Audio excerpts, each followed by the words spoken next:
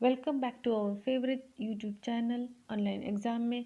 आज हम एनसीईआरटी की सीरीज़ में हिस्ट्री सब्जेक्ट लिया है। 7th क्लास का 6th चैप्टर नगर व्यापारी और शिल्पजन। मैं आपको ये बता दूं कि ये एनसीईआरटी की सीरीज़ मैं ला रही हूँ।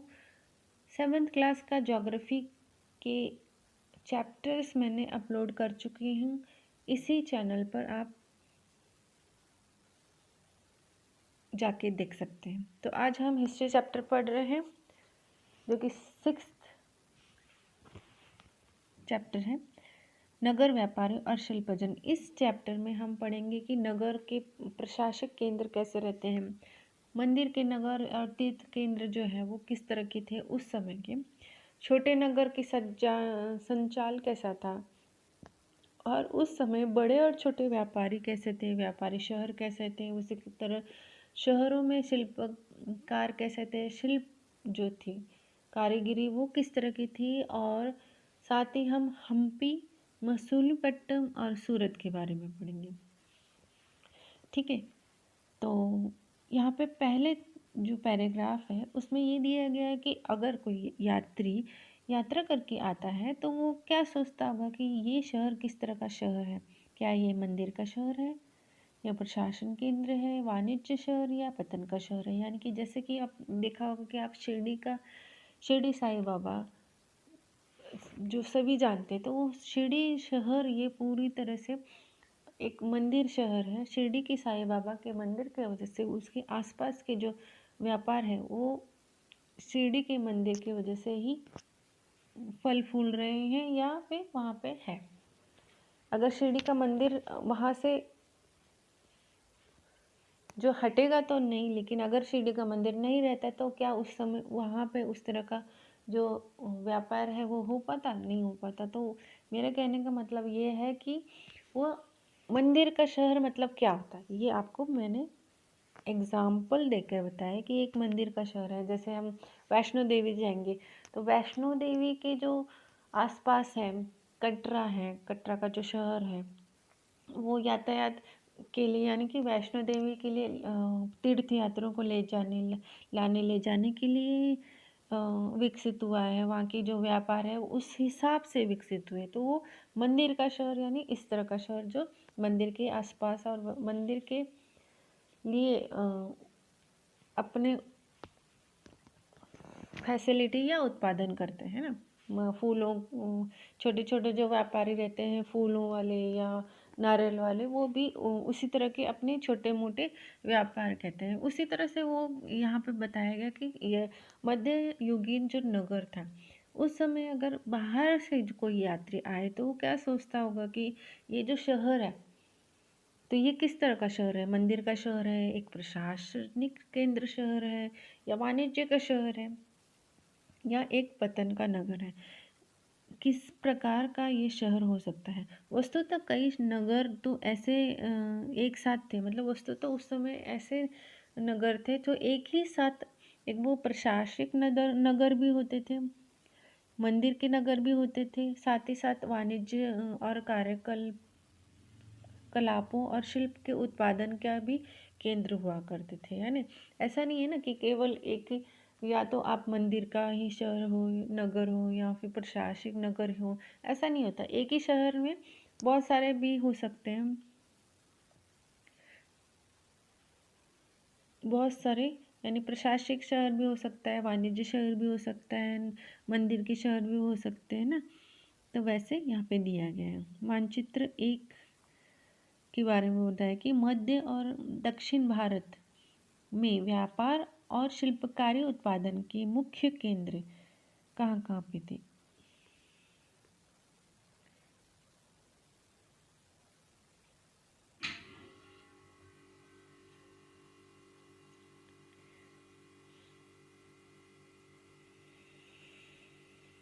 देखिए, हम्पी शहर यहाँ पे दिया गया है, महसूलपट्टनम जो है वो यहाँ पे है, और सूरत का शहर आप सबको मालूम होगा, सूरत ये गुजरात में पड़ता है। ये हम चैप्टर के लास्ट में हम पढ़ेंगे। प्रशासनिक केंद्र जो शहर है, इसे हमने अध्याय 2 में पढ़ चुके हैं। उस समय आपने चौल वंश के बारे में पढ़ा था। आइए हम अपनी कल्पना के घोड़े को पर सवार होकर चौल राजाओं की राजधानी तंजावुर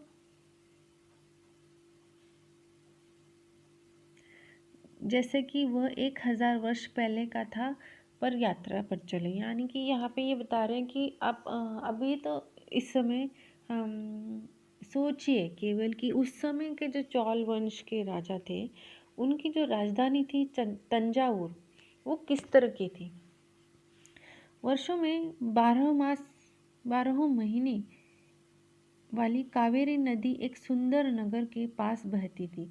राजा राजराज चौल द्वारा निर्मित राजेश्वर मंदिर की घंटियां बजती हुई सुनाई देती हैं। यानी कि वो कह रहे हैं कि आप कल्पना कर रहे हैं, एक नदी है, कावेरी नदी बहुत बड़ी नदी है, उसके जो पास ही एक सुंदर सा शहर है, सुंदर सा एक नगर है। वहाँ का नगर का जो राजा है, राजराज चौल, उसके द्वारा निर्मित एक मंदिर है, राजेश्वर मंदिर, और उस मंदिर की घंटियां बज रही हैं जो आप सुन रहे लोग नगर के वास्तुकार और कुंजर मल्लम राजराज पेरुथचन की वास्तुकला की प्रशंसा करते हुए नहीं थकते। यानी वहाँ के जो लोग थे वो वास्तुकला में पेरुथंचन की वास्तुकला की प्रशंसा करते हुए नहीं थक रहे हैं। हमें वास्तुकार के नाम इसलिए पता है क्योंकि क्यों पता है बताइए। उस समय के वास्तुकार के नाम हमें अभी कैसे मालूम है? तो हमें उस समय के वास्तुकारों के पता इसलिए है क्योंकि उन्होंने अपने जो नाम है बहुत ही गर्व से मंदिर के द्वार पर उत्कीर्ण यानी कि खोद के रखे हुए हैं। देखा होगा ना, पत्थरों के ऊपर नाम लिखे हुए रहते हैं, पत्थरों के ऊपर कुछ श्लोक लिखे रहते हैं। तो उस समय उन्होंने अपने नाम को, यानी कि ये मंदिर मैंने बनाया है, ऐसे नाम को खोद कर उन्होंने उत्कीर्ण करके रखा हुआ है। मंदिर के भीतर एक विशाल शिवलिंग स्थापित है। वो मंदिर के शिव जी का मंदिर है, वहाँ पे बहुत ही बड़ा विशाल शिवलिंग स्थापित है। इस मंदिर के अलावा नगर के अनेक राजमहल हैं। इस नगर में मंदिर के अलावा राजमहल है, इसमें कई मंडप बने हुए हैं और राजा लोग इन मंडपों में अपना दरबार लगाते थे। यानी कि वहाँ पे एक मंदिर है, मंदिर के साथ ही वहाँ एक अनेक राजमहल हैं और कई मंडप बने हुए हैं और उन मंडपों पे वो अपना राजा दरबार लगाता था। यानी वहाँ की जनता पर शासन करता था वहाँ रह के। यहीं से वे अपनी अधीनस्थों के अधीनस्थ के बारे में, अधीनस्थ आपको मालूम है? अधीनस्थ यानी एक राजा होता है, वो अपने युद्ध में जो युद्ध करता है और जो सामने वाले राजा को हराता है तो उसे उनका समझौता होता है कि राजा जो है, वो जो सामने वाला राजा जो हार गया है वो राज तो करेगा, लेकिन वो जो जीता हुआ राजा है उसके अधीनस्थ रह के वो राज करेगा। यानी जो जीता हुआ राजा है उसे वो कर के रूप में या उसे अधीन रह के वो अपने शासन करेगा। तो यहाँ पे कहा गया है कि अधीनस्थ जो मंदिर है, वहाँ का जो राजा है जो हमने अभी पढ़ा था, वो राजा अधीनस्थों के लिए आदेश जारी करता है कि अधीनस्थ राज्य में वो क्या चाहता है क्या नहीं चाहता। इस तरह से नगर में सैन्य शिविर भी बने हुए थे। यानी उस समय नगर में सैन्य शिविर बने हुए थे। अब राजा है, उनकी सेना रहेगी तो सैन्य के लिए शिविर बने हुए थे। नगर के उन बाजारों की हलचल से भरा हुआ है। नगर में बाजार हैं और बाजार हो गए तो हलचल रहेगी, लोग आएंगे जाएंगे, जहाँ अनाज, मसाले और कपड़ों, आभूषणों की बिक्री होती है। नगर के लिए जल की आपूर्ति कुआं और तालाब से होती थी। नगर यहाँ के लिए जल की आपूर्ति कहाँ से होती थी? नगर के लिए जल की आपूर्ति यानी जल कहाँ से प्राप्त किया जाता था? कुआं और तालाबों से प्राप्त किया जाता था। तंजावुर और उनके निकटस्थ नगर उरेयूर के सालिय बनकर मंदिर के उत्सव के लिए झंडे झड़ियाँ बनाने का कपड़ा, राजा और अभिजात वर्ग के बढ़िया सूती वस्त्र और जन साधारण के लिए मोटी सूती वस्त्र तैयार कर रहे थे। यानी कि उस शहर के निकटस्थ जो शहर थे उनमें वो वहाँ के जो लोग थे वो कपड़े बुनते थे और अभिजात वर्ग के लिए यानी बड़े वर्गों के लिए बढ़िया सूती वस्त्रों का निर्माण करते थे। साथ ही साथ जनसाधारण यानी साधारण जो जनता है उनके लिए मोटे सूती वस्त्रों के लिए तैयार करते थे। यानी देखिए आप, जो बड़े लोग हैं, पैसे वाले लोग हैं, उनके लिए उन्होंने कहा कि बढ़िया सूती वस्त्र का निर्माण करते थे जो उस समय थोड़े से कॉस्टली रहते होंगे। और जनता के लिए मोटी सूती वस्त्र क्यों? तो क्योंकि मोटा है और बनाया गया है थोड़ा सा आसानी से, तो उसकी कीमत कम रहती होगी। तो कीमत कम रहती है तो जो जनता है, आम जनता है, तो उसके पॉकेट के लिए वो मोटे सूती वस्त्र किफ़ायती होंगे। इस वजह से यहाँ पे डिफरेंस दिया गया है जो कि आपको वो ये से बारीकियाँ समझनी चाहिए। हम पढ़ रहे हैं उसके साथ ही साथ हमें ये भी ध्यान रखना चाहिए कि ऐसा क्यों है, ऐसा क्यों है, वैसा क्यों है। ठीक है। यहाँ से कुछ दूरी पर स्वामी मल्लाई में स्थापित तथा मूर्तिकार उत्तम कांस्य मूर्तियाँ तथा लंबे सुंदर घंटा धातु के दीप बना रहे थे।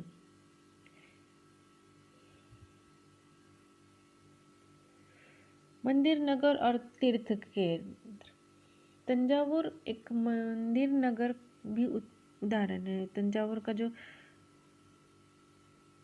नगर है वो एक मंदिर का भी नगर है। मंदिर नगर नगरीकरण का एक अत्यंत महत्वपूर्ण प्रतिरूप प्रस्तुत करते हैं। नगरीकरण नगरों के विकास की प्रक्रिया है। मंदिर अक्सर समाज और अर्थव्यवस्था दोनों के लिए महत्वपूर्ण हो रहते हैं।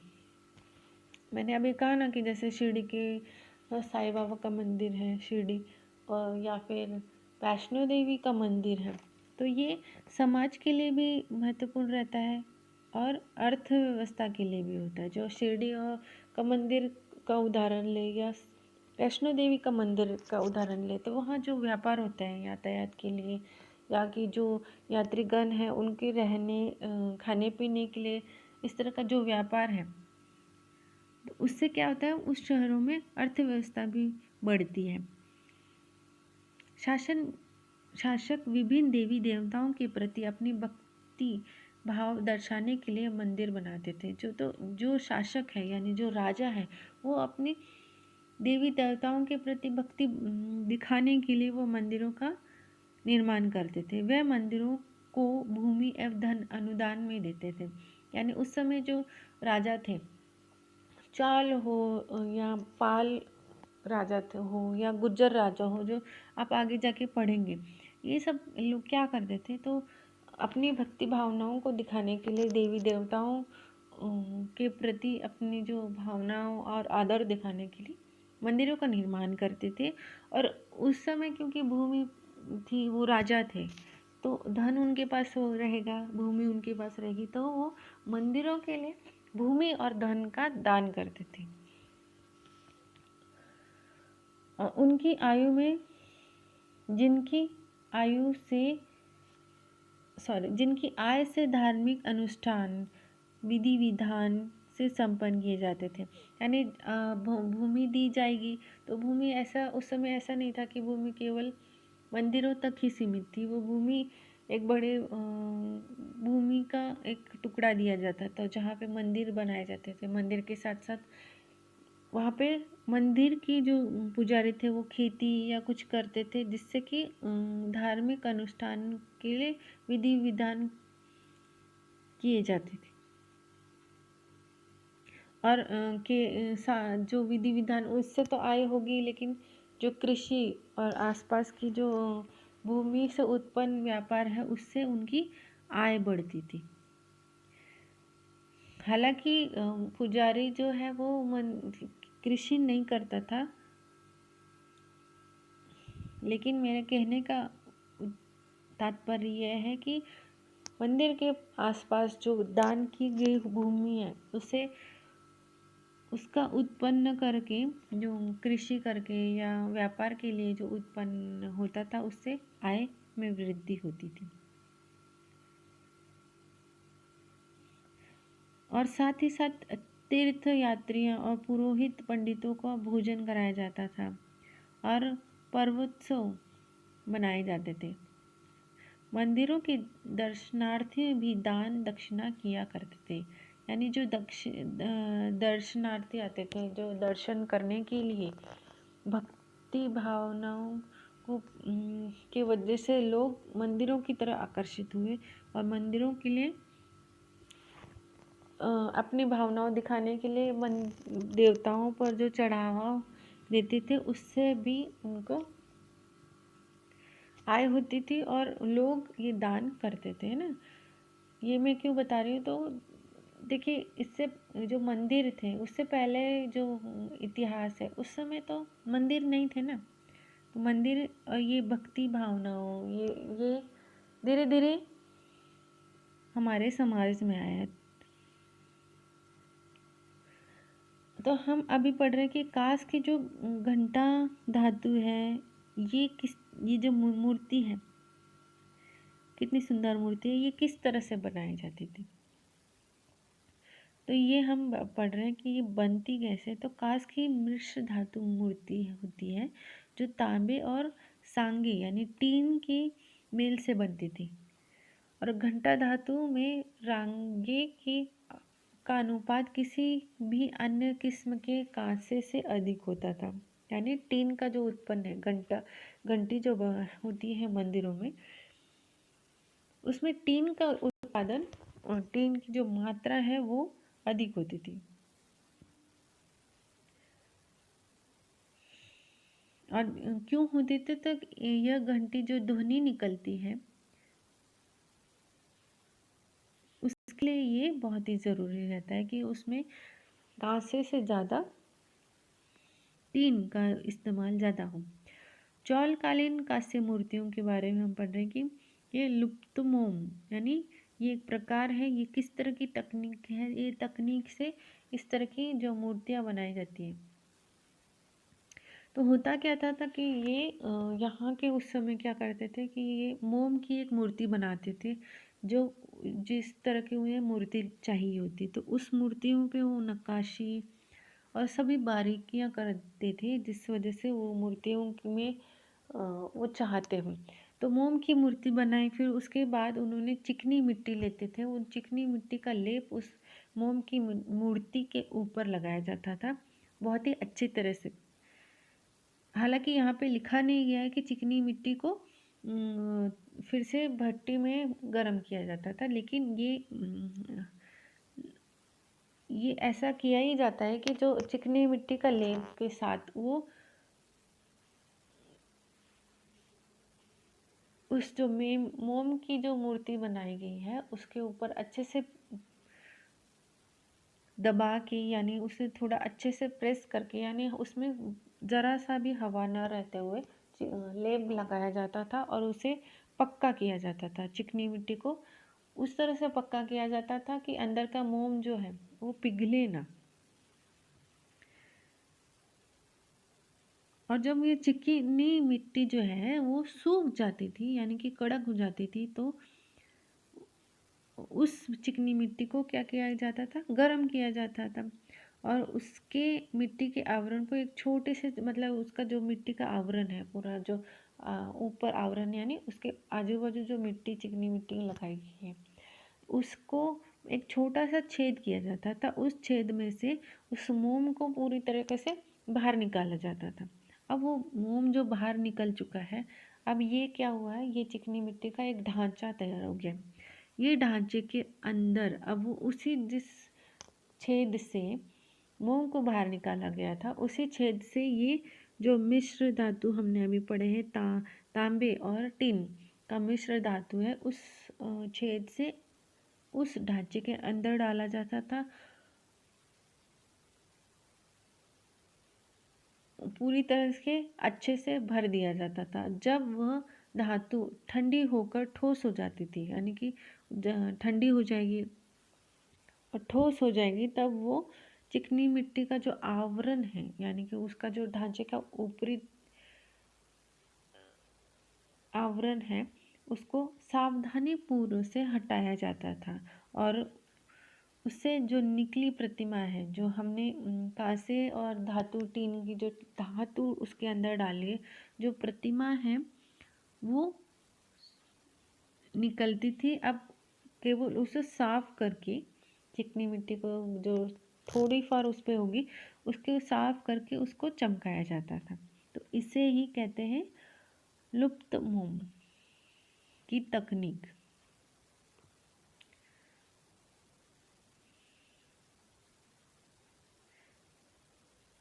जो ये हमने चित्र दिखाया है, ये जो दिख रहा है, ये चित्र किस तरह का कांस्य मूर्ति है, जिसमें कृष्ण को नाग राक्षस कालिया को काबू करते दिखाई दिया गया है। यानी कि जो हम सुना ही होगा ना कि ये जो स्टोरी है, कृष्ण जो है नाग नदी में जाता है, और जब उसकी गेंद नदी के अंदर चली जाती है और नदी के अंदर वो नाग कालिया से लड़ता है, और फिर वो नाग कालिया कृष्ण को ऊपर लाता है, और नाग कालिया के फन पे कृष्ण आनंद व्यक्त करते हुए अपना नाच करता है। तो ये वही मूर्ति की प्रतिमा दिखाई गई है। ठीक है। मंदिरों के कर्ता धर्ता मंदिरों के धन को व्यापार और साहूकारों में लगाते थे। शैन समय के साथ बड़ी संख्या में पुरोहित, पुजारी, कामगार, शिल्पी, व्यापारी आदि मंदिरों तथा उनके दर्शनार्थियों एवं तीर्थयात्रियों की आवश्यकताओं को पूरा करने के लिए मंदिरों के आसपास बसते थे, जैसे कि मैंने अभी पहले बताया। इस प्रकार मंदिर नगरों का विकास हुआ। इसी रीति में मंदिरों के चारों ओर अनेक नगरों का आविर्भाव हुआ। जैसे मध्य प्रदेश में भिल स्वामिन यानी कि भिलसा या विदिशा, और गुजरात में सोमनाथ का जो मंदिर है, उसके आसपास ही उनके व्यापार और शिल्पकार के वहाँ के पुजारी हैं, कामगार हैं, ये उन शहरों को बढ़ावा देते हैं। यानी कि जो तीर्थयात्री हैं, जो यात्रीगण हैं, उनके आने जाने की वजह से वहाँ पे व्यापार और अर्थव्यवस्था में वृद्धि हुई। कुछ अन्य महत्वपूर्ण मंदिर जो नगर है, मंदिर नगर के बारे में पढ़े तो कुछ और कौन से हैं, तो तमिलनाडु में कांजीपुरम तथा मदुरै में, और आंध्र प्रदेश में तिरुपति। ये आज के ज़माने में भी बहुत ही ज़्यादा फेमस है।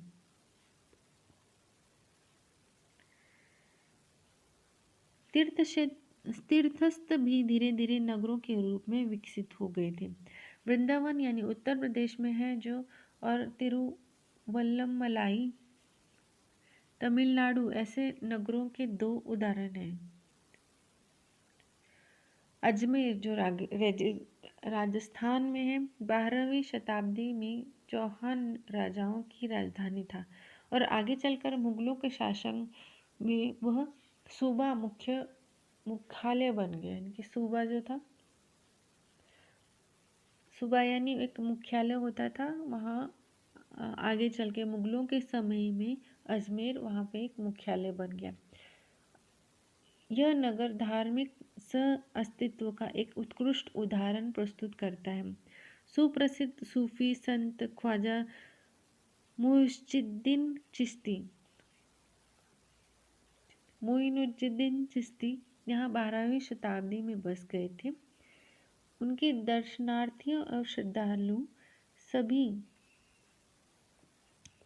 पंथों और मतों का हुआ करते थे। अजमेर के पास ही पुष्कर सरोवर है, जहाँ प्राचीन काल से ही तीर्थयात्री यात्रा करते थे। यह पुष्कर सरोवर के बारे में भी आपने पढ़ा होगा। तो अजमेर के पास ही पुष्कर सरोवर है, वहाँ पे प्राचीन काल यानी जो हम पढ़ रहे हैं मध्ययुगीन, उससे पहले भी यहाँ पे तीर्थयात्री यात्रा करते थे। छोटे शहरों और छोटे नगरों का संचाल 18वीं शताब्दी में ही उपमहाद्वीप में अनेक छोटे छोटे नगरों का संचाल सा बिछ गया था, यानी छोटे छोटे नगरों का विकसित होना। संभवतः इनका प्रादुर्भाव बड़े बड़े गांवों में हुआ था।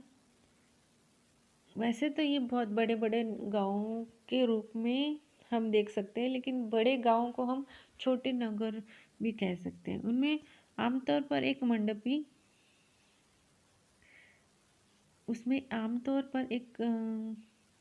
मंडपिका यानी कि बाद में इसे मंडी कहा जाता था, होती थी, जहाँ आसपास के गांव वाले आकर अपने उपज को बेचते थे। यानी कि एक मंडप यानी मंडी रहती है ना, मंडी आपको मालूम होगा, मंडी में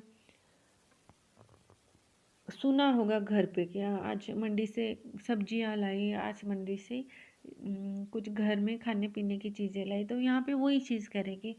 देखिए, सबसे पहले मानव को क्या लगता है, मनुष्य को रहने खाने पीने की ज़रूरत रहती है ना। खाने पीने का महत्व सबसे पहले रहता है, उसके बाद वो रहने की जगह का महत्व रहता है। जो साइकोलॉजिकली भी हम देखेंगे तो ये फर्स्ट 2 स्टेप्स रहते हैं, ठीक है। तो यहाँ पे उस समय भी मानव ने हर जगह जहाँ पे भी वो वास किया है, तो सबसे पहले वो उसने अपने खाने पीने की चीज़ें देखी है, उसके बाद वो रहने के बारे में सोचता है। तो यहाँ पे भी यही कहा है कि जहाँ पे मंडी रहती है, जहाँ पे वहाँ पे व्यापार का विकसित होता है। वहाँ पे अगर व्यापार हो रहा है तो ऑब्वियसली वहाँ आसपास वहाँ लोगों के रहने का विचार बढ़ेगा तो वो शहरों का निर्माण होगा या बढ़ते जाएंगे वो शहर जो है। तो वही कह रहे हैं कि पहले ये छोटे छोटे बड़े बड़े गांव हुआ करते थे, क्योंकि वो उनका विकास हुआ तो वो फिर छोटे छोटे शहरों में विकसित हो गए। तो हम पढ़ रहे थे मंडी के बारे में। तो मंडी जहाँ पे होगी तो वहाँ पे आसपास के लोग क्या करेंगे, अपने उपज जो किसान लोग रहेंगे वो लेके आएंगे और उन्हें बेचने का प्रयास करेंगे, बेचेंगे। और इसमें ऐसी गलियाँ होती थी जहाँ दुकानें और बाजार थे। इन्हें हट कहा जाता था, बाद में इसे हाट कहा गया।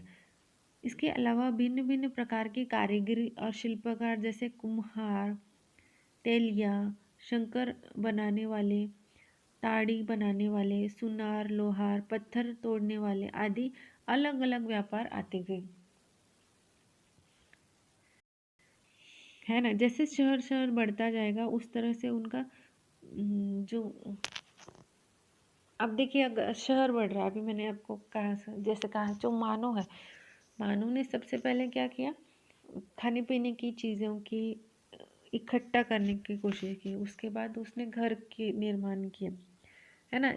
हालांकि मैं आपको बहुत पहले की बात बता रही हूँ, जब आदि मानव के बारे में आप सोच रहे होंगे, लेकिन वैसे ही हर जगह नए शहर बसते हैं या नए जगह बसते हैं या नई नई जो कॉलोनियाँ बसती है। तो क्यों होती है, तो जहाँ पे व्यापार ज़्यादा होता है वहाँ पे नए नए शहर बसते हैं, वहाँ व्यापार बढ़ेगा। तो हर तरह के लोग, जो हर तरह के जानकार लोग हैं वो आएंगे वहाँ पे। हर तरह, जैसे कुम्हार जरूरी रहता है नहीं, जिसके पास जो जिस तरह की कलाएं रहती है वो लोग आएंगे, वो अपनी कलाओं को बेचने की कोशिश करेंगे। जैसे कुम्हार है तो वो तो मिट्टी का घड़ा बनाएंगे, लेकिन ऐसा नहीं है ना कि वो मिट्टी का घड़ा बनाएंगे, वो अलग शहरों में रहेंगे और वो लोग उस शहर में जाके मिट्टी का घड़ा बनाएंगे। तो एक ही शहर में अलग अलग जो अनुभव, अलग अलग जो उनकी जो व्यापार करने वाले लोग हैं वो रहेंगे। सोनार भी उसी जगह पे उसी शहर में रहता है जहाँ लोहार रहता है। पत्थर तोड़ने वाले भी वहीं रहते हैं। पत्थर तोड़ने वाले मतलब आप देखेंगे कि कई कई शहर होते हैं जहाँ पे पत्थर या जो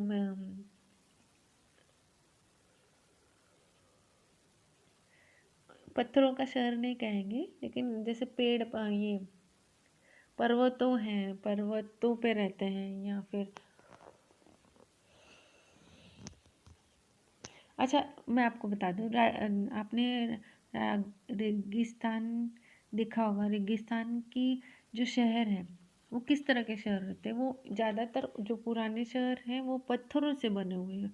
बड़े बड़े पत्थरों की सल्लियाँ रहती हैं, पतली वाली नहीं, मोटी सी, और उन पत्थरों को अरेंज करके वो एक घर बनाते थे। तो वो उस समय यही बता रहे हैं कि जो शहर है उस समय वहाँ पे कुम्हार भी थे, तेलिया थे, सोनार भी वहाँ उसी शहर में थे, लोहार भी वहाँ पे थे। तो अलग अलग जो व्यापार करने वाले लोग होते हैं वो एक ही जगह पे आके शहर बसाते हैं। कुछ व्यापारी जो नगर के स्थायी रूप से बस गए थे, और करते करते ये जो लोग रहते हैं वो स्थायी रूप से वहीं बस गए थे जहाँ पे वो पहले रहते थे। वापस जाना आना, इससे अच्छा वो स्थायी रूप से वहीं बस जाते और अपना कारोबार करते थे। जबकि कुछ व्यापारी जो थे वो नगर नगर घूम कर क्रय विक्रय किया करते थे।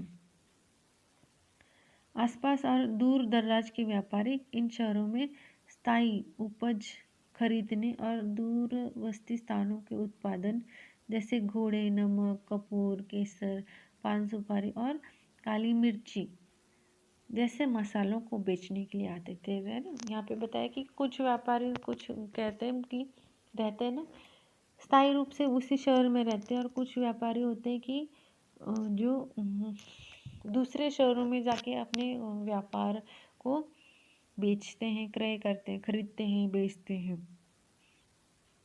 और उन्हीं में ऐसे थे जो घोड़े बेचने वाले होते हैं, नमक, कपूर रहते हैं ना, उस तरह के व्यापारी अपने माल को बेचने के लिए दूसरे शहरों में जाते थे। तो यहाँ पे एक चित्र दिया गया है। ये चित्र नगर का एक बड़ा बाजार है। अब देखिए ये बाजार उस समय का चित्र है।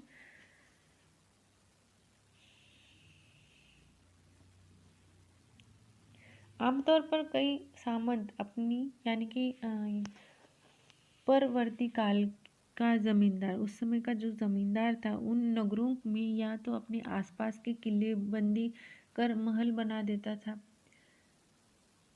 ऐसे सामंत व्यापारी शिल्पकारों और उनके व्यापारों की वस्तुओं पर कर लगाते थे। जो आमतौर पर जो जमींदार थे वो क्या करते थे, वो अपने क्षेत्र के आसपास किले बंदी कर देते थे, और ऐसे सामंत क्या करते थे, शिल्पकार और व्यापारियों को जो वस्तु बेचने या खरीदने के लिए आते थे उन सभी के ऊपर अधिकार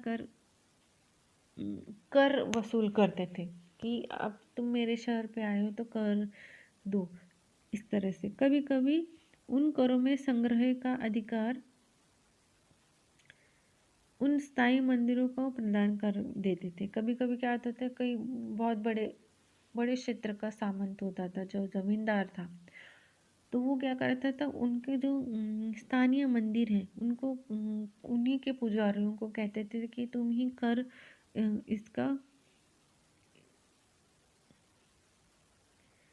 जो इन तरह के व्यापार हैं उनके जो कर हैं वो मंदिरों को प्रदान कर देते थे, यानी कि मंदिर को दे देते थे। अब मंदिर को यानी मंदिर यानी पत्थरों की मंदिर तो है नहीं, मंदिरों में जो पुजारी लोग थे, उनकी व्यवस्था करने वाले, उन लोगों को उन कर का इस्तेमाल करने का अधिकार देते थे, जिनका निर्माण स्वयं उनके द्वारा या धनाष्ट व्यापारियों द्वारा कराया जाता था। ऐसे अधिकारों का उल्लेख अभिलेखों में किया गया है। यानी कि ये जो अधिकार है उसका उल्लेख कहाँ हम पाते थे, तो ये अधिकार हम अभिलेखों में मिलते हैं, जो आज हम पढ़ सकते हैं। देखिए यहाँ पे लकड़ी की नक्काशी करता हुआ एक कारीगर का चित्र दिखाया गया कि ये लकड़ी है। हालांकि अगर हम देखें तो ये से लगता है कि ये पत्थर भी हो सकता है, लेकिन वहाँ पे वो कोर के यानी अभिलेखों में लिख के रखा हुआ है कि ये लकड़ी का कारीगर काम कर रहे हैं। बाजारों पर कर, ये राजस्थान से प्राप्त एक 10वीं शताब्दी का अभिलेख है, जिसमें वे शुल्क दिए गए हैं जो मंदिरों के प्राधिकरण द्वारा वस्तुओं के रूप में वसूल किए जाते थे। जैसे शंकरा या गढ़ के रंग, धागा, सुई, नारियल, नमक, सुपारी, मक्खन, तेल, कपड़े पर जो कर लगाए जाते थे उस समय। इसके अलावा व्यापारों पर धातुओं की चीज़ों के ऊपर,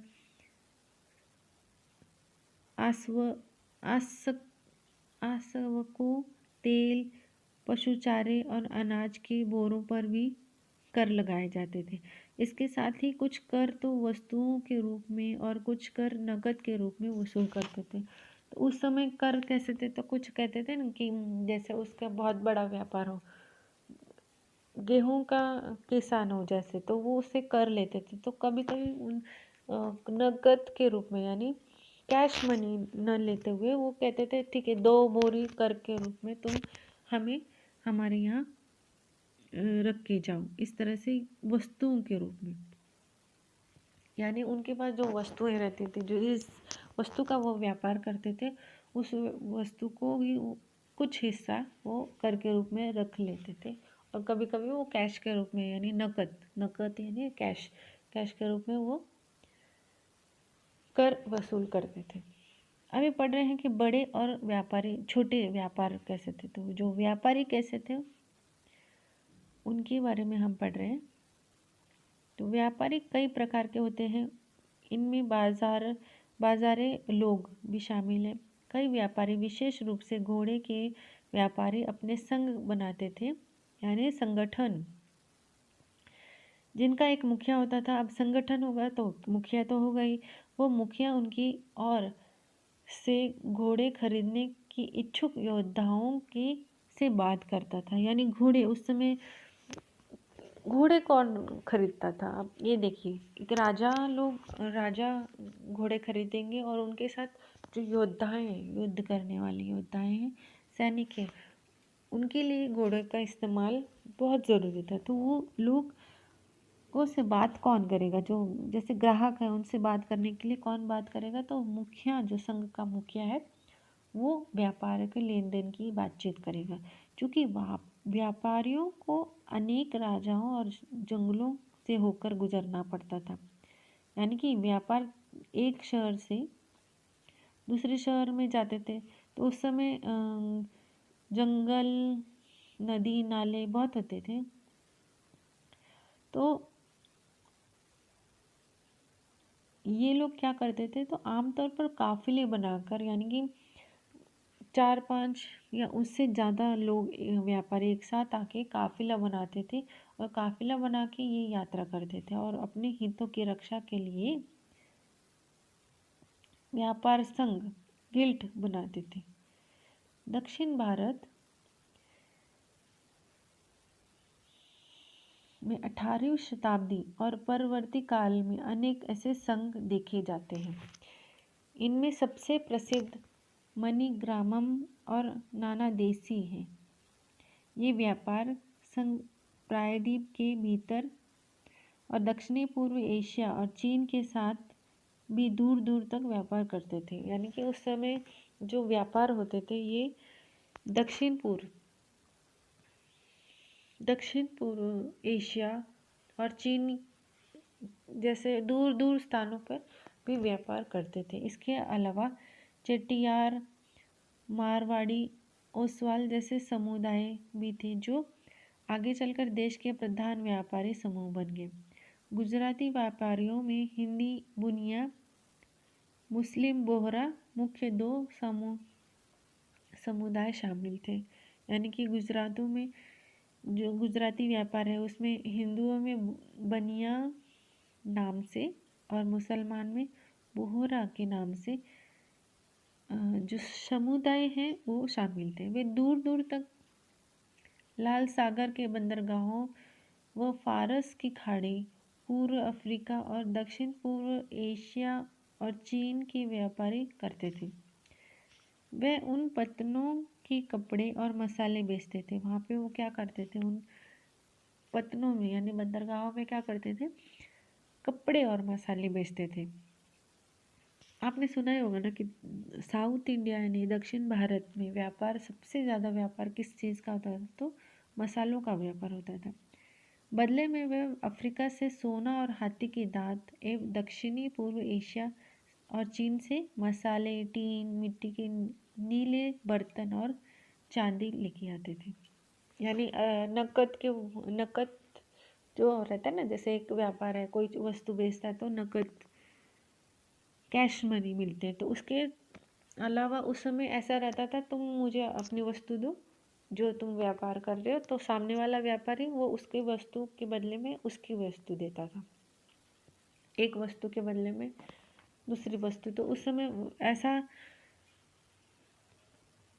रहता था कि वो बदले में क्या लेते थे, तो हाथी दांत लेते थे, अफ्रीका से सोना लेके आते थे, या एशिया और चीन से क्या मसाले, टीन, मिट्टी के नीले बर्तन रहते थे जो कि बहुत ही फेमस थे उस समय, चांदी लेके आते थे। पश्चिमी तटों के नगरों में अरबी, फारसी, चीनी, यहूदी और सीरियाई ईसाई बस गए थे। लाल सागर के बंदरगाहों में बेचे जाने वाले भारतीय मसाले और कपड़े इतावली व्यापारी के द्वारा खरीदे जाते थे। वहाँ से वे उन्हें आगे यूरोपीय बाजारों में पहुँचाते थे। उनसे व्यापार में बहुत लाभ होता था। उष्णकटिबंधीय जलवायु में उगाए जाने वाले मसाले जैसे काली मिर्च, दालचीनी, जायफल, सौंठ आदि यूरोपीय व्यंजनों के लिए महत्वपूर्ण अंग बन गए थे और भारतीय सूती कपड़ा बहुत लुभावना होता गया था। यानी जो भारत का सूती कपड़ा था वहाँ पे वो बहुत ज़्यादा फेमस हो गया था। वह ये जो चीज़ें थी ये यूरोपीय व्यापारियों को भारत की तरफ खींच लाई। जो ये सारी चीज़ें थी तो ये क्या, यूरोप के जो व्यापारी थे तो उन लोगों के लिए सोचा ना कि यहाँ पे भारत जैसी जगह है, यहाँ पे ये इतनी अच्छी अच्छी चीज़ें मिलती, तो हम भी वहाँ जाके भारत में आके व्यापार करें। और समय के साथ साथ व्यापार और नगरों का रूप इस प्रकार बदल गया, इसके बारे में हम शीघ्र ही पढ़ेंगे। यानी कि अभी जो समय के साथ साथ किस तरह से शहरों का रूप बदलता है उसके बारे में हम पढ़ेंगे। यहाँ पे काबुल शहर है उसके बारे में बताया गया है। काबुल पहले अपने पहाड़ी और ग्रीष्म दृष्टि के साथ 16वीं शताब्दी से राजनीतिक और वाणिज्य दृष्टि से महत्वपूर्ण बन गया था। यानी काबुल का शहर महत्वपूर्ण बन गया था। कैसे? राजनीति और वाणिज्य के दृष्टि से काबुल और कांधार सुप्रसिद्ध रेशम मार्ग से जुड़े हुए थे। रेशम मार्ग यानी सिल्क रोड मालूम होगा, वो चीन में है। वहाँ से काबुल और कंधार जुड़े हुए थे। उनके साथ ही घोड़े का व्यापार भी महत्वपूर्ण रूप से इस मार्ग से होता था। 17वीं शताब्दी में हीरो के एक सौदागर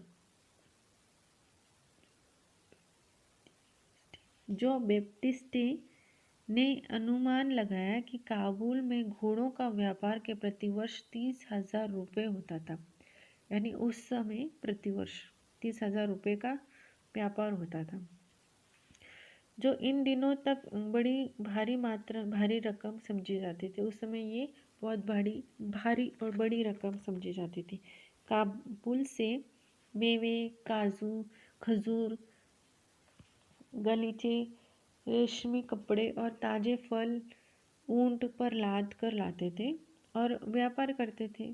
उपमहाद्वीपों जहाँ था अन्य भागों में इसे बेचते थे। इसके अलावा ये वो वहाँ से गुलाम की बिक्री भी करते थे।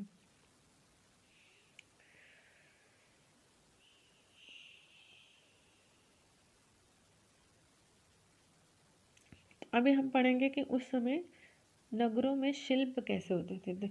मंदिर के शिल्पकार तांबे और चांदी की जड़ाई में कैसे काम करते थे। यहाँ के शिल्पकार क्या करते थे, तांबे और चांदी की जड़ाई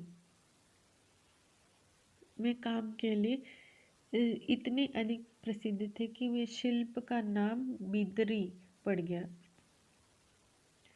पांचाल अथवा विश्वकर्मा समुदाय इसके सुनार, कसेरे, लोहार, राजमिस्त्री और बढ़ई शामिल थे। मंदिरों के निर्माण के लिए आवश्यकता था। इसके अलावा वह राजमहलों और बड़े बड़े भवनों, तालाबों और जलाशयों के लिए निर्माण में भी महत्वपूर्ण भूमिका अदा करते थे। इस प्रकार इसका सालियार या केकोलॉर जैसे बुनकर भी समृद्धशाली समुदाय बन गए थे। वे मंदिरों का भारी दान दक्षिणा किया करते थे। वस्त्र निर्माण से संबंधित कुछ अन्य कार्य कैसे होते थे उस समय, तो कपास की सफाई करना, काटना, रंग करना यानी कपड़ों का रंगाना, स्वतंत्र व्यापार बनाना व्यवसाय बन गया था। ये इसके विशेषताओं की आवश्यकता होती थी।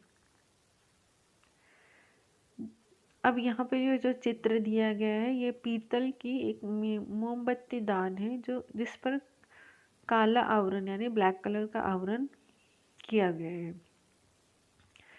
ब्लैक कलर से देखिए कितना सुंदर है, यानी ब्लैक कलर से इसे सजाया गया है। और साथ ही इस शाल की बॉर्डर बताएंगे कि ये कितना सुंदर है। ये एक शिल्प में आता है। तो शहरों के बदले हुए भाग्य कैसे थे, तो कई शताब्दियों में लंबे समय तक अहमदाबाद, यानी अहमदाबाद कहाँ है, गुजरात में, तो ये कई बड़े व्यापारी और व्यापारों का केंद्र बन के रूप में विकसित हो गया। लेकिन तंजावुर जैसे कुछ अन्य नगर पहले की अपेक्षा विस्तार और महत्वपूर्ण की दृष्टि से सिकुड़ गया। तो इस काल में पश्चिमी बंगाल में भागीरथी नदी के तट पर स्थित मुर्शिदाबाद रेशमी वस्त्रों के मुख्य केंद्र के रूप में उभरा था। वह 1704 यानी 1704 ईस्वी में बंगाल की राजधानी बन गया था। लेकिन इसी शताब्दी के दौरान इनका सितारा डूब गया यानी उस शहर का विकास में कमी आई, क्योंकि वहाँ के बुनकर जो थे वो इंग्लैंड से जो कपड़ा आता था ना, वो सूती कपड़े, उसकी प्रतियोगिता यानी उसके कॉम्पिटिटिव ये थोड़ा महंगा होता था। भारत जो बुनकर वो हाथ से बनाते थे, इंग्लैंड में ये मिलों यानी मशीनों से बने हुए कपड़ों जो थे वो थोड़े से सस्ते होते थे। तो सस्ते जनता क्या करेगी, तो सस्ता माल लेगी, टिकाऊ भी है, सस्ता है, और सबसे बड़ी बात विदेश से आया है, नई चीज़ है, तो लोग उसकी तरफ आकर्षित हुए। जो इंग्लैंड से बने मिलों से बने हुए कपड़े थे, तो जो भारत में जो कपड़े बनते थे उनकी प्रतियोगिता में वो टिक ही नहीं सके। इस वजह से यहाँ पे बताया गया कि बताना क्या चाहते हैं यहाँ पे, तो ये बता रहे हैं कि शहर का विकास कैसे होता है या शहर बनता कैसे है, शहर का भाग्य कैसे बनता है ना। तो जहाँ अगर व्यापार है वहाँ पे कम होता गया, वहाँ का व्यापार ही कि जो व्यापारी हैं वहाँ से निकल गए, वहाँ से दूसरी जगह शहरों में बस गए, तो वो शहरों का निर्माण जो वृद्धि है वो कम होती जाएगी। तो अब हम पढ़ रहे हैं कि हम्पी, महसूलपट्टनम और सूरत है, इनके बारे में हम पढ़ रहे हैं। तो हम्पी एक बहुत ही सुंदर वास्तुकला का जो शहर है उसके बारे में आप पढ़ रहे हैं कि हम्पी वास्तुकला का सौंदर्य। हम्पी नगर कृष्णा और तुंगभद्रा नदी की घाटी में स्थित है। यह नगर 1336 यानी 1336 में स्थापित विजयनगर साम्राज्य का केंद्र स्थान था। यानी उस समय विजयनगर एक राज्य था, साम्राज्य था, बहुत ही बड़ा साम्राज्य था, उसका एक मुख्य केंद्र था। तो हम्पी का भी जो शहर है वो वहाँ के राजा ने उस शहर की भूमि को दान में दे दिया था, और ये शहर ये मंदिरों के शहर के रूप में विकसित हुआ। हम्पी के शानदार खंडरों से पता चलता है कि इस शहरों में किलेबंदी उच्च कोटि की थी। किले की दीवारों का निर्माण में कहीं कहीं भी गारे या चूने का इस्तेमाल नहीं किया गया। यानी कि ये जो मंदिर है जो अभी तक टिका हुआ है, तो ये पत्थरों से तो बना हुआ है, लेकिन इन दो पत्थरों के बीच में रहता है ना, जैसे आप दीवार बना रहे तो दो ईंटों के बीच में सीमेंट लगाओगे तो पक्का करोगे, तो यहाँ पे बताया गया है कि इनमें इसके निर्माण में चारे गारे और चूने का इस्तेमाल ही नहीं किया गया। किसी भी तरह का मसाले यानी खाने पीने का मसाला नहीं कर रहे, कि किसी भी तरह के उन्हें कंबाइन दो पत्थरों को एक साथ जोड़ने के लिए किसी भी तरह का जो सीमेंट है या गारे चूने का इस्तेमाल ही नहीं किया गया। शिलाखंडों यानी जो नक्शेदार जो पत्थर है उन्हें आपस में फंसाकर यानी उन्हें अनलॉक किया गया है और उसे बनाया गया है।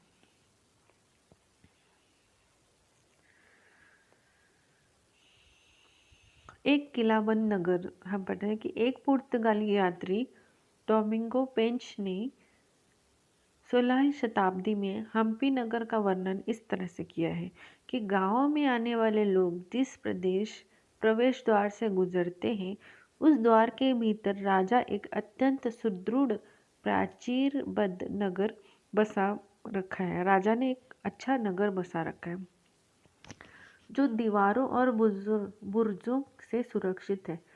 यानी दीवार और बुर्ज यानी जो फेंसिंग है शहर की, वह ये दीवार अन्य नगरों की दीवार जैसी नहीं है, बल्कि बहुत ही मजबूत राजगीरी का एक ऐसा नमूना है जो अन्य भागों में बहुत कम देखने को मिलता है।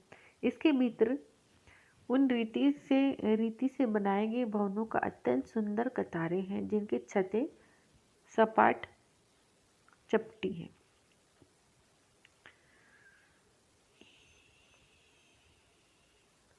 हम्पी की वास्तुकला में हम देखेंगे कि हम्पी का विट्ठल मंदिर का एक पत्थर से बना हुआ ये रथ है। कितना सुंदर सा रथ है ये।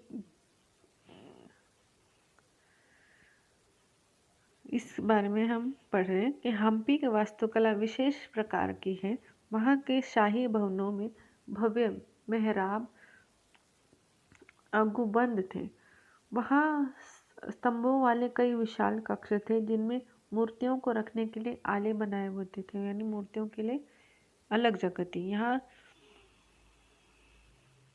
सुनिश्चित बाग बगीचे थे जिनमें कमल टांडों की आकृति वाले मूर्तिकला के नमूने थे। 14वीं और 15वीं शताब्दी में अनेक समृद्धि काल में हम्पी की कई वाणिज्य और सांस्कृतिक गतिविधियों से गुंजायमान रहा था। यानी यहाँ इस समय 16वीं और 15वीं 16वीं शताब्दी में हम्पी शहर में बहुत ही वाणिज्य और सांस्कृतिक केंद्र हुआ करते थे। इन दिनों हम्पी के बाजारों में मुसलमान सौदागरों के लिए सामूहिक रूप से प्रयुक्त किया गया नाम है मूरो। यानी इस समय मूरो जो बाजारों में आते थे और चेटियों और पुर्तगालों जैसे व्यापारी भी यहाँ पे आकर जमखड़ बनाते थे और अपना व्यापार करते थे। मंदिरों सांस्कृतिक गतिविधियों का केंद्र थे और देवदासियों जो थे वो शिव मंदिर के अनेक स्तंभों के बारे में स्तंभ वाले विशाल कक्षों में देव प्रतिमा को देख सकते हैं। राजा के प्रजाजनों के समक्ष नृत्य करती हुई दिखाई देती है। जो कारीगरी है वहाँ की कैसी है, तो महानवी वर्म जो आज दक्षिण में नवरात्रि पर्व कहलाता है, इन दिनों हम्पी में एक अत्यंत महत्वपूर्ण पर्व मनाया जाता था। यानी कि जो नवरात्र का जो फेस्टिवल हम मनाते हैं उस समय इसे क्या कहते थे, महानवमी। तो ये बहुत ही अच्छे से इस समय इन पर्व का मनाया जाता था।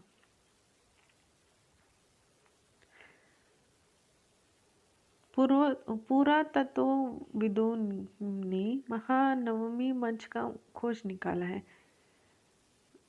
यहाँ पे राजा क्या करता था, तो वो अपने अतिथियों का स्वागत करता था, सत्कार करता था, अधीनस्थ व्यक्तियों से नजराने या उपहार ग्रहण करता था, जो उसके अधीनस्थ राजा होंगे या प्रजा है। वहीं विराजमान होकर यानी राजा वहीं पे बैठकर वहाँ नृत्य का, संगीत का और मल्ल युद्ध के कार्यक्रमों को देखता था। 1565 में दक्षिणी मुस्लिम सुल्तानों ने क्या किया था, गोलकुंडा है, बीजापुर है, अहमदनगर, बरार और बीदर के शहरों का विकास हुआ और इनके हाथों के विजयनगर के पराजय हुए। इन सभी की वजह से क्या हुआ, इन्होंने विजयनगर के जो राजा है उसे पराजय कर दिया और इसके कारण क्या हुआ, हम्पी का विनाश हो गया। यानी वो जो हम्पी की जो शान शौकत थी वो कम हो गई। वाणिज्य केंद्र क्या होता है, तो वाणिज्य केंद्र ऐसा केंद्र होता है जहाँ पे विभिन्न उत्पादन केंद्रों के आने वाले लोग हैं वो माल को खरीदते और बेचते हैं। जो व्यापारी होते हैं माल को खरीदते बेचते हैं, उसे वाणिज्य केंद्र कहते हैं।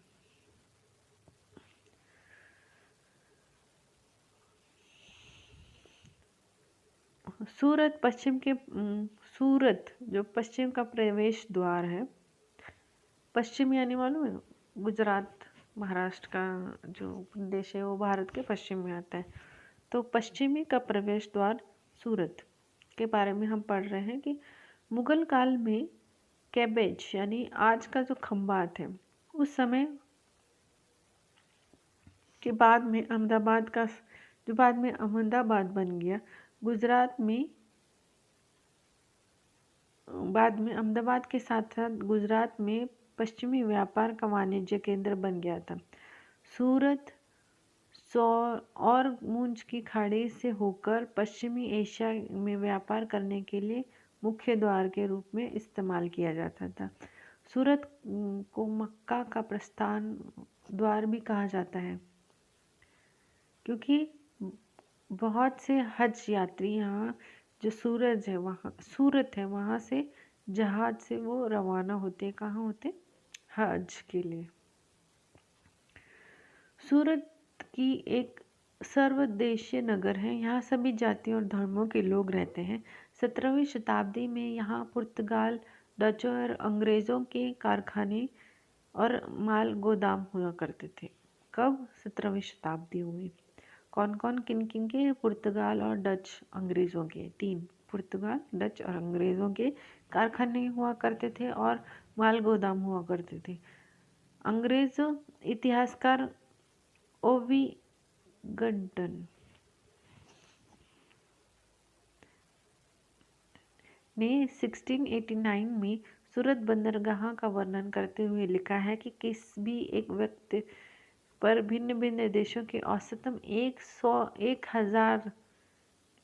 100,000 बंदरगाह पर लंगर डाले खड़े रहते थे। यानी कि उस समय वहाँ 100,000 बंदरगाह के लंगर जो जहाज थे वहाँ पे वो खड़े रहते थे। कभी जब भी देखो वहाँ पे व्यापार के लिए जहाज आते थे। हुंडी के बारे में हम यहाँ पे पढ़ रहे हैं कि हुंडी क्या है। एक ऐसा दस्तावेज जिससे एक व्यक्ति द्वारा जमा किया गया रकम दर्ज करती थी। हुंडी जैसे अब आज के ज़माने में आप देख लें कि बैंक के पासबुक में क्या लिखा रहता है कि देखा होगा आपने अपने पिताजी या माताजी के बैंक अकाउंट का पासबुक रहता है, उसमें एक अमाउंट लिखी रहती है। तो उस अमाउंट से क्या पता रहता है कि इनके बैंक के अंदर उन्होंने इतनी रकम रखी है, इतनी निकाली है या इतनी जमा कर रखी है। तो वैसे ही ये उस समय हुंडी नाम से एक दस्तावेज होता था जिससे एक व्यक्ति अपनी जमा कराई गई रकम दर्ज कराता था। हुंडी को कहीं अत्यंत प्रस्तुत करने जमा की गई राशि को प्राप्त की जा सकती थी। यानी कि हुंडी को दिखा के वो उस अपनी राशि को वो पुनः ले सकता था,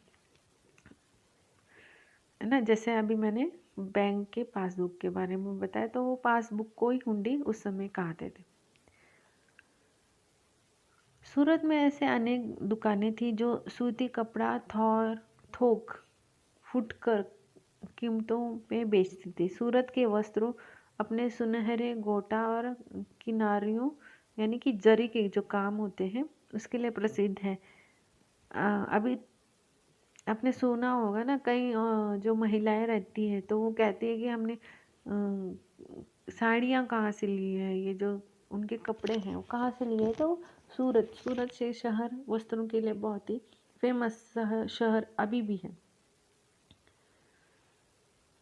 तो यहाँ पे गोटा किनारियों और जरी के कामों के लिए ये प्रसिद्ध है और इनके पश्चिमी एशिया, अफ्रीका और यूरोप में बाजार का उपलब्ध कराते थे। उस समय राज्यों ने विश्व के सभी भागों में नगरों से आने वाले लोगों की आवश्यकताओं को पूरा करने के लिए यहाँ पे विश्राम घर बना दिया था और भव्य भवन और असंख्य मनोरंजन स्थल हुआ करते थे। स्थल यानी जगह। अब देखिए एक व्यापार है, व्यापार आएगा तो व्यापार करके तो जाएगा, अपना माल खरीदेगा, बेचेगा, फिर जाएगा। लेकिन जब वो रहता है उस समय कुछ दिनों के लिए, कुछ घंटों के लिए या कुछ हफ्तों के लिए, तो उसको रहने के लिए क्या चाहिए, विश्राम घर चाहिए। यानी विश्राम घर ऐसे सोचिए जैसे होटल आज के लिए हम कहेंगे, या धर्मशाला जो सरकारी हो सकती है या फिर प्राइवेट हो सकती है। तो प्राइवेट के लिए हम क्या कहेंगे, होटलिंग, है ना। तो वैसे ही भव्य मंदिर, भव्य भवन हुआ करते थे, बड़े बड़े भव्य भवन होते थे, असंख्य मनोरंजन स्थल होते थे। अब व्यक्ति है आएगा तो मनोरंजन का स्थान भी देखेगा ना, तो मनोरंजन करने वाले भी अपना व्यापार जो व्यवसाय है उनको भी वहाँ बढ़ावा मिलता है और उन्हें भी उनके व्यापार करके धन अर्जित करते हैं। सूरत में कठियावाड़ी सेठों और महाजनों की बड़ी बड़ी साहूकारी कंपनियां थी। उल्लेखनीय है कि सूरत में जारी की गई हुंडियों को दूर दूर के तक के मिस्र के काहिरो और इराक में बरसा और बेल्जियम के एंटवर्प के बाज़ारों में मान्यता थी। ये जो हुंडी के बारे में हमने पढ़ा ना, जो आज का पासबुक उस समय हुंडी कहा गया था, तो ये इनकी मान्यता कहाँ थी, मिस्र तक थी, ईरान, बेल्जियम में भी इनकी हुंडियों का मान्यता था कि इस व्यक्ति ने यहाँ पे इतने पैसे जमा किए, इतने पैसे निकाले, इस तरह से कुछ। किंतु 17वीं शताब्दी के अंतिम वर्षों तक सूरत भी अपने अधपतन का प्रारंभ हो गया। यानी सूरत में जो व्यापार में वृद्धि थी, उनमें भी व्यापारों में घट होने लगा और वो पतन की तरफ जाने लगा। कई कारण हो सकते हैं इसके, कि जैसे मुगल साम्राज्य का पतन का कारण हो सकता है, उत्पादन में हानि हो सकती है, पुर्तगालियों द्वारा समुद्र मार्ग पर नियंत्रण हो सकता है, यानी जो जहाज विदेशों से आते थे तो उन मार्गों में पुर्तगालियों ने अपना नियंत्रण कर लिया था। साथ ही मुंबई, यानी जो उस समय बम्बई हुआ करती थी, उनकी प्रतिस्पर्धा हो गई, है ना। जैसे सूरत है तो कुछ वहाँ के व्यापारी अब वो मुंबई में भी आने लगे, तो वो प्रतिस्पर्धा हो गई। तो इस वजह से सूरत की जो मान्यता थी, उनका जो व्यापार था, उसमें घट होने लगी। 1668 में 1668 में सन 1668 में, 3 बार बोल रही हूँ कि इस समय अंग्रेज आ गए थे। इस समय अंग्रेज ईस्ट इंडिया कंपनी थी ने मुख्यालय स्थापित कर लिया था। कहाँ पे? तो मुंबई में कर लिया था। तो मुंबई में करने की वजह से तो सूरत का एक जो उसका महत्व था वो भी कम हो गया, है ना। तो हमने अभी क्या पढ़ा? तो सूरत के एक महत्वपूर्ण वाणिज्य केंद्र, वाणिज्य यानी क्या, अब समझ में आया होगा। वाणिज्य यानी आर्थिक जो गतिविधियों का केंद्र होता है उसे वाणिज्य कहते हैं। जोखिम भरा द्वार मसूलीपट्टनम के लिए चुनौती। मसूलीपट्टनम यानी मछलीपट्टनम नगर कृष्णा नदी की डेल्टा में स्थित है। 17वीं शताब्दी में भिन्न भिन्न प्रकार की गतिविधियों के कारण यहाँ पे नगर था। हॉलैंड और इंग्लैंड दोनों देशों के ईस्ट इंडिया कंपनी ने मसूलीपट्टनम पर नियंत्रण प्राप्त करने का प्रयास किया था, क्योंकि तब तक वह आंध्र तट का सबसे महत्वपूर्ण पत्तन यानी बंदरगाह था। मसूलीपट्टनम जो था आंध्र प्रदेश के राज्य में है, वहाँ पे ये बहुत ही महत्वपूर्ण स्थान बन गया था। मसूलीपट्टनम का किला हॉलैंड वासियों ने बनाया है।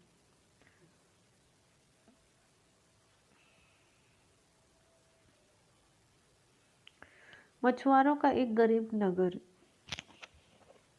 गुमाशेत यहाँ पे देखिए ईस्ट इंडिया कंपनी द्वारा निर्मित व्यापारी शहर है। अंग्रेज ईस्ट इंडिया कंपनी का एक गुमाशेत विलियम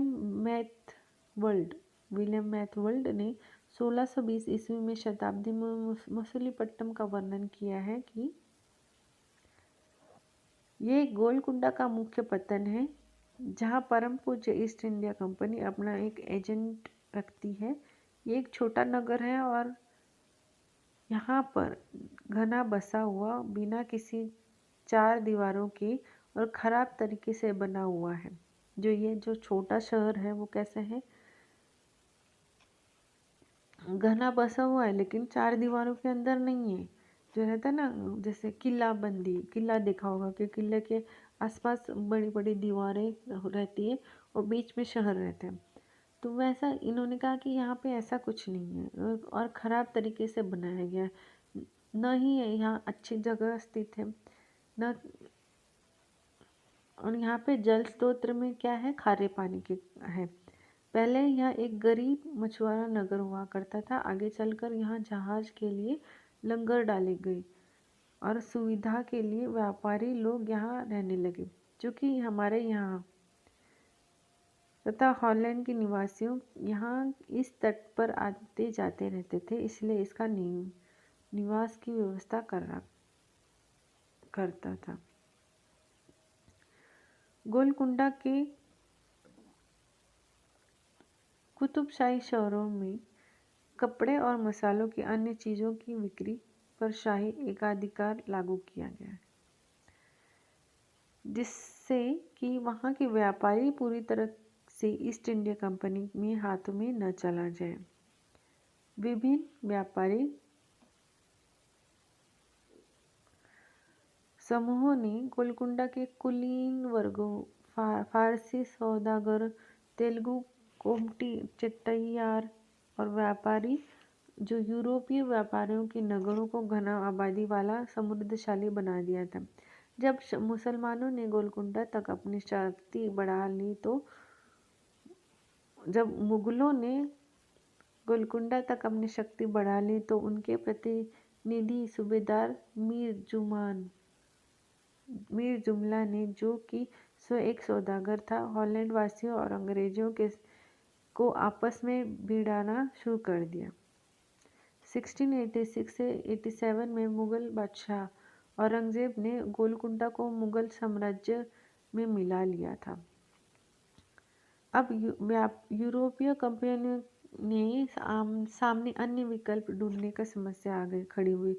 कंपनी की नई नीति के अंतर्गत केवल इतना ही पर्याय नहीं था, बल्कि उनके पतन भीतरी प्रदेशों के उत्पादन और केंद्रों के साथ संबंध रखना बनाए रखे, जबकि इस बात की भी आवश्यकता महसूस की गई कि कंपनी एक केंद्र, एक राजनीतिक, प्रशासनिक और वाणिज्य भूमियों के एक अदा करे। जब कंपनी व्यापारी मुंबई और कलकत्ता और मद्रास चले गए, यानी कि जो अंग्रेज थे वो उन्होंने उनका जो व्यापार है उनका केंद्र उन्होंने मुंबई, कलकत्ता और मद्रास चुना, तब और वहाँ वो चले गए। तब मछलीपट्टनम का जो अपना व्यापार और समृद्धि दोनों ही खो बैठे, क्योंकि मछलीपट्टनम से वो निकल गए। अब वो मुंबई, कोलकाता, मद्रास जाके वो व्यापार करने लगे, तो खरीदारी कौन नहीं, बेचने वाला कोई नहीं, तो वो मछलीपट्टनम के व्यापार में जो समृद्धि इनके कारण आ गई थी वो अब खत्म हो गई। 18वीं शताब्दी के दौरान उनका अधपतन हो गया था, इसका मछलीपट्टनम शहर का। आज वो एक छोटे से शीर्ण नगर से भी अधिक कुछ नहीं है, मतलब वो कुछ वहाँ पे व्यापार अब भी नहीं होता। नए शहर और व्यापार कैसे हो रहे थे, तो 16वीं शताब्दी और 17वीं शताब्दी के यूरोपीय देश व्यापारी उद्देश्य से मसाले और कपड़ों की तलाश में जो व्यापारी थे वो उनका उद्देश्य क्या था, तो मसाले और कपड़ों का व्यापार करें, खरीदारी करें। उनकी तलाश में वो जो यूरोप और पश्चिमी एशिया दोनों जगह लोकप्रिय थे, यानी कि पश्चिम और यूरोप में ये मसाले और यहाँ भारत के कपड़े बहुत लोकप्रिय थे, फेमस थे। इस वजह से वो व्यापार करने के लिए भारत आए। अंग्रेज और हॉलैंड वासी और फ्रांसीसियों ने पूर्व ने अपनी वाणिज्य गतिविधियों का विस्तार करने के लिए अपनी ईस्ट इंडिया कंपनी बनाई। अंग्रेज़ों ने क्या ईस्ट इंडिया कंपनी बनाई। प्रारंभ में तो मुल्ला अब्दुल गफूर और वीर जी बारो जैसे कई बड़े भारतीय व्यापारियों ने इनके पास बड़ी संख्या में जहाज़ थे, जिनके पास बड़ी संख्या में जहाज़ थे, उनका मुकाबला किया यानी पहले तो उन्होंने ईस्ट इंडिया कंपनी, हॉलैंड वासियों और फ्रांसीसी वासियों का मुकाबला किया यानी व्यापार में। किंतु यूरोपीय कंपनियों ने समुद्री व्यापार पर अपना नियंत्रण स्थापित कर लिया, जो कि नौ शक्ति का प्रयोग किया जिनका है ना, तो भारतीय व्यापारियों अपने एजेंट के रूप में कार्य करने के लिए मजबूर कर दिया। यानी कि जो नौ शक्ति के उपयोग करते हुए उन्होंने समुद्र मार्ग पर अपना नियंत्रण बना लिया। इस वजह से भारतीय जो व्यापारी थे उनको क्या करना पड़ा, एजेंट के रूप में काम करने में वो मजबूर हो गए।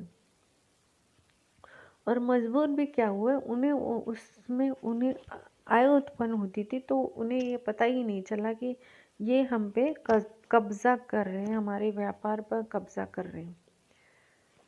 तो अंत में अंग्रेज और उपमहाद्वीपों में सर्वाधिक सफल वाणिज्य और राजनीतिक शक्ति के रूप में उभरा है ना। अंग्रेज़ों ने फिर फ्रांसीसी और हॉलैंड वासियों को भी पीछे छोड़ दिया। वस्त्रों जैसी वस्तुओं की मांग में तेजी आ रही थी और अत्यधिक लोगों में ने मतलब उस समय लोगों ने क्या किया, कताई, बुनाई, धुलाई, रंगाई, जो कपड़े में रहता है ना कि उसको काटना, फिर उसको बुनना, सूत को बुनना, सूत को काटना, सूत की धुलाई करना, अच्छे से कपड़ा बन गया उसे धुलाई कर दी, धुलाई करने के बाद उसे एक विशिष्ट कलर दिया गया। उसे इस तरह के जो उद्योग व्यापार है, धंधा है, उसे अपना लिया था बहुत सारे लोगों ने। इसके लिए इन शिल्पकारों का विस्तार हुआ। भारतीय वस्त्रों के रूप, रंग रूप और डिजाइन का अधिकाधिक परिष्कृत होते गए, किंतु इस काल के शिल्पकारों को स्वतंत्रता घटने लगी। उसमें यानी भारतीय जो शिल्पकार थे वो उन्होंने अपने जो टैलेंट है वो उसमें तो उन्होंने वृद्धि कर ली, लेकिन हुआ क्या, तो अंग्रेजों ने क्या किया, इनकी स्वतंत्रता घटा दी। उन्होंने क्या किया कि शिल्पजन पेशगिरी का प्रणाली का काम करने लगे थे। इसका अर्थ क्या होता था कि यूरोप के जो एजेंट ने जो पहले ही पेशगी ले ली थी, उन्हीं के लिए उन्हें कपड़ा बुनना था। यानी कि यूरोप में एक व्यापारी आता था, वो कहता कि तुम केवल केवल और केवल केवल मुझे ही तुम अपना सामान बेचोगे, नहीं। और उन्होंने जैसे मैं बोलूँगा उसी तरह से तुम्हें कपड़े की बुनाई करनी होगी।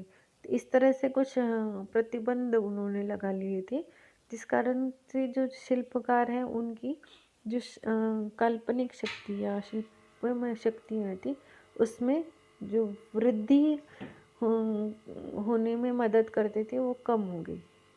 अब बुनकर अपना कपड़ा और बुनाई के नमूने बेचने की स्वतंत्रता नहीं था। यानी कि बुनकर था वो अपने कपड़ा खुद नहीं बना सकता था, यानी कि बुनाई का जो नमूना था वो उनके जो व्यापार थे, एजेंट थे, उनके हिसाब से उन्हें कपड़ा बनाना पड़ता था और साथ ही उन्हीं एजेंटों को वो कपड़ा बेचना पड़ता था। उन्हें जो कंपनी एजेंटों द्वारा निर्मित डिज़ाइन के कपड़े की मांग के अनुसार ही उन्हें बेचने पड़ते थे।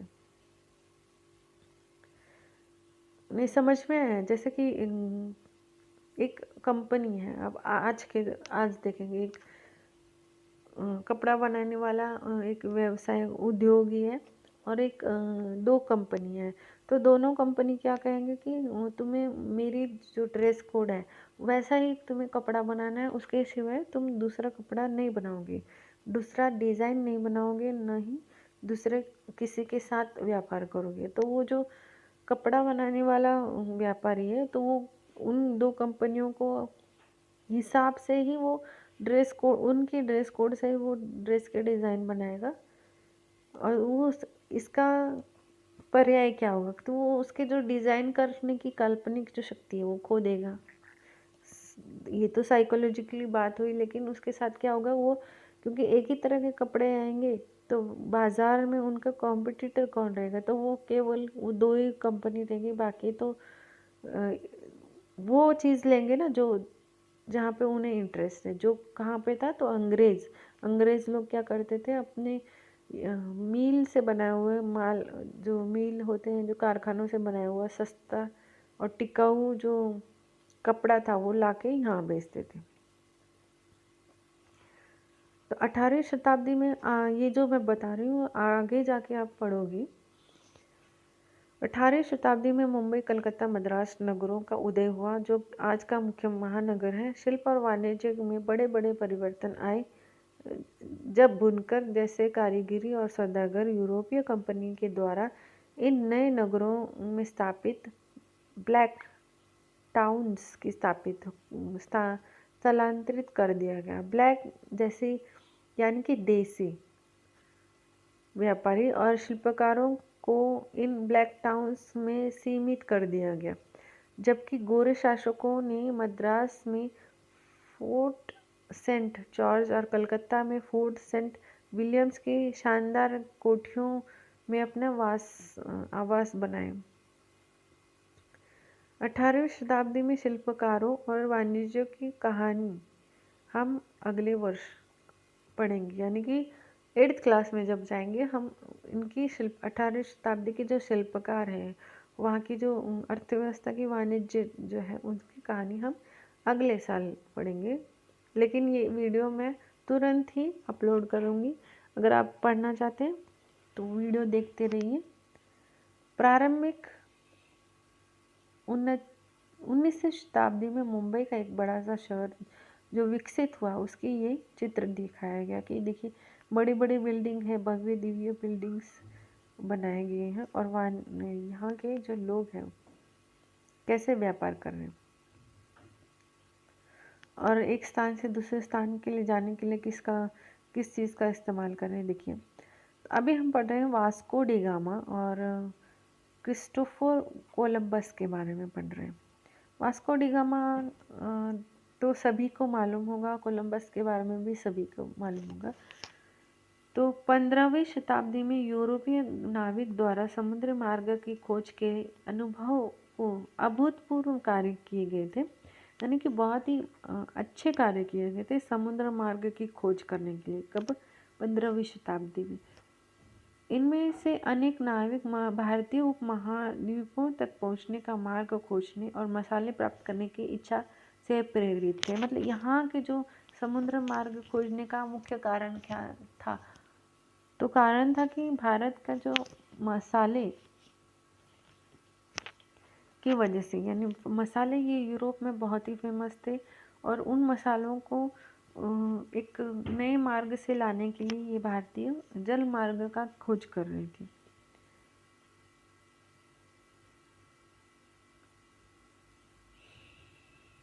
पुर्तगाली नाविक वास्को डी गामा अटलांटिक महासागर के साथ साथ यात्रा करते हुए केप ऑफ गुड होप से निकलकर, केप ऑफ गुड होप ये वर्ल्ड के मानचित्र में कहाँ पे दिया है ये आप देखिए और कमेंट बॉक्स में लिखिए। मैं आपको अगले वीडियो में बताऊंगी कि केप ऑफ गुड होप ये कहाँ पे है। मैं आपको हिंट दे देती हूँ कि ये एक अफ्रीका के दक्षिणी छोर पर, आप देखिए ये आपको वहाँ पे मिल जाएगा। और इसका महत्व क्या है ये आपको अगले वीडियो में मैं बताऊंगी। हिंद महासागर को पार करके भारत पहुंचा। कौन पहुंचा? वास्को डी गामा अटलांटिक महासागर की यात्रा करते हुए केप ऑफ गुड होप को पार करके, हिंद महासागर को पार करके भारत पहुंचा। उसे अपनी पहली यात्रा को पूरा करने के लिए 1 वर्ष से भी अधिक समय लगा। वह 1498 में कालीकट पहुंचा और अगले वर्ष पुर्तगाल की राजधानी लिस्बन लौट गया। इस समुद्री यात्रा के दौरान उसने 4 में से 2 जहाज नष्ट हो गए। 170 यात्री थे, यानी 170 यात्रियों में से केवल 54 ही जीवित बचे। इन प्रत्यक्ष खतरों के बावजूद, यानी जो समुद्र मार्ग है उस समय जो जहाज थे इतने विकसित नहीं थे, जहाज का डूबना, जो उन्हें वर्ल्ड का मानचित्र नहीं मालूम था उस समय, तो इन सब खतरों के बावजूद वे अत्यंत ही लाभकारी सिद्ध हुए। मतलब ये जो मार्ग खोजे गए, जल मार्ग खोजा गया, ये बहुत ही उन्हें इम्पोर्टेंस आई इस चीज़ की, किस लिए? व्यापार करने के लिए।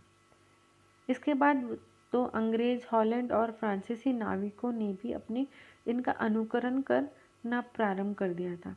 भारत पहुंचने के लिए सामुद्रिक मार्ग की खोज का एक अन्य सुपरिणाम निकला, जिसका किसी को आशा ही नहीं थी।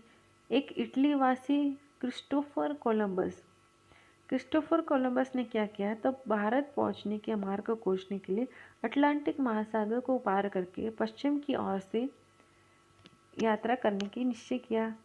इसका सोचना था कि चूँकि पृथ्वी गोल थी, उसने क्या सोचा? क्योंकि पृथ्वी गोल थी उस समय, तब पता चल चुका था कि पृथ्वी गोल थी। उससे पहले लोग क्या करते थे? लोगों का सोचना ये था कि पृथ्वी चपटी है, लेकिन इस समय तक लोगों को पता चल चुका था कि पृथ्वी गोल है। तो वास्को जो क्रिस्टोफर कोलंबस है, इसने क्या सोचा कि क्योंकि पृथ्वी गोल है, हमें जल मार्ग की खोज करनी है, तो हम जो अभी की जो जल मार्ग है उसी के ऊपर चलेंगे तो नहीं, खोज तो करेंगे नहीं, कुछ अलग करना पड़ेगा। तो उसने अलग करने के लिए अटलांटिक महासागर को पार करके पश्चिम की ओर से यात्रा करने का निश्चय किया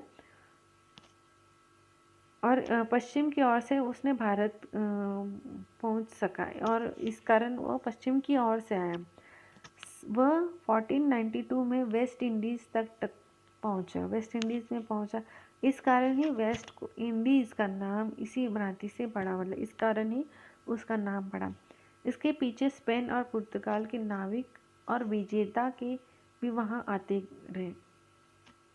इसके साथ पुर्तगाल और स्पेन के नाविक भी आए। उन्होंने मुख्य मध्य और दक्षिणी अमेरिका के बड़े बड़े भागों में कब्जे कर लिया। उन्होंने क्या किया, आप क्योंकि पश्चिम की तरफ से आए ना, तो दक्षिणी जो अमेरिका बीच में आया, तो दक्षिणी अमेरिका भूखंड बीच में आया। तो उन व्यापारियों को पहले तो लगा कि ये भारत ही है, लेकिन बाद में उन्हें कुछ समय के बाद पता चला ये भारत नहीं। तो उन्होंने क्या किया, बड़े बड़े भागों में अपना कब्जा कर लिया और अक्सर उन प्रदेशों में की पहले वाली बस्तियों को नष्ट कर दिया। जो पहले जो बस्तियां थी, लोग रहते थे, तो उन्होंने उन बस्तियों को नष्ट करना चालू किया और खुद के बड़े बड़े भागों पर अपना कब्जा करना चालू कर दिया था।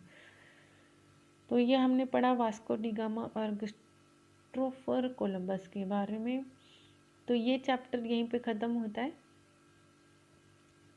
तो आज हमने क्या क्या पढ़ा, तो आज हमने पढ़ा कि बड़े बड़े नगर शहर कैसे बसते हैं, यहाँ पे वाणिज्य, प्रशासनिक केंद्र और या फिर अर्थव्यवस्था के केंद्र कैसे होते हैं।